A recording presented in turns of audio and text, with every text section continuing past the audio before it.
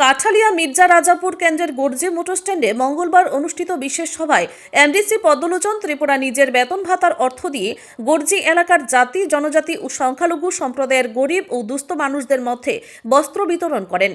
এছাড়াও যুবকদের শারীরিক বিকাশের লক্ষ্যে খেলাধুলার সরঞ্জাম বিতরণ করেন এমডিসি পদ্মলোচন।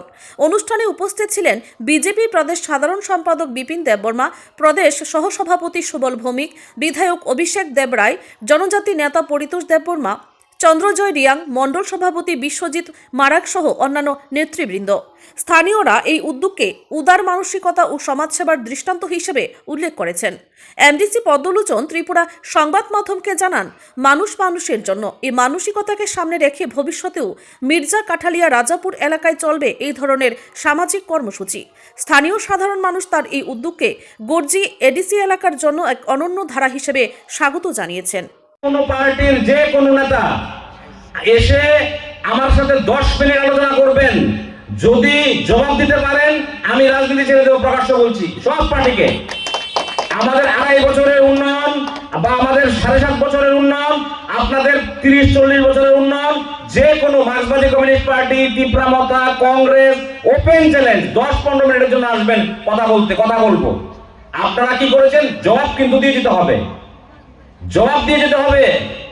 তাদেরকে বলবেন গর্জিতে কেন ফায়ার সার্ভিস হয়নি, এই বিধানসভাতে কেন একটা ভেটেরিনারি হাসপাতাল নেই, ফিজিক্যালচার নলেজ সেন্টার কেন করেনি, এগ্রিকালচার সুপারিনটেন্ডেন্ট অফিস কেন তারা করেনি, ডিডব্লিউএস এর জন্য সাবডিভিশন কেন তারা করেনি, একটা কমিউনিটি হল পর্যন্ত কেন নেই এখানে ভালো।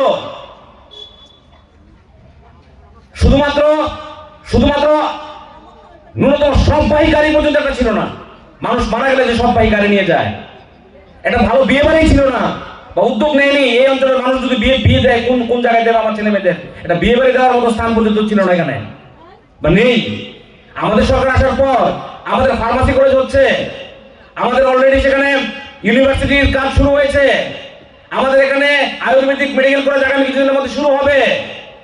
আমি বলেছি আমার মন্ডল সভাপতিকে যে আমাদের এই জনজাতি বেল্টের মধ্যে আমি যখন বাইরে যাই গিয়ে দেখি হোটেল ইন্ডাস্ট্রিতে আমাদের অনেক ছেলে মেয়ে কাজ করেন, যারা সেখানে গোয়া হোক বা বোম্বে হোক বিভিন্ন জায়গায়। আমি বলেছি লিস্ট তৈরি করো ভিসি ওয়াইজ কতজন আছে।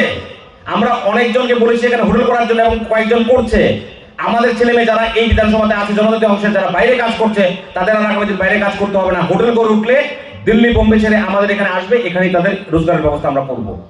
সামগ্রিকভাবে ভারতীয় জনতা পার্টি একমাত্র পার্টি যেটা জনজাতির ডেভেলপমেন্ট চায়। আরে এডিসি বাদ দেন, বাকি সবকিছু বাদ দেন, রাজ্য সরকার ডিরেক্টলি 6000 কোটি টাকা এডিসি অঞ্চলে কাজ করছে, 6000 crore।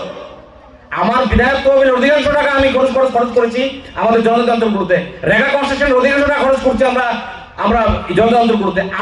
Bureau report, all time খবর 24।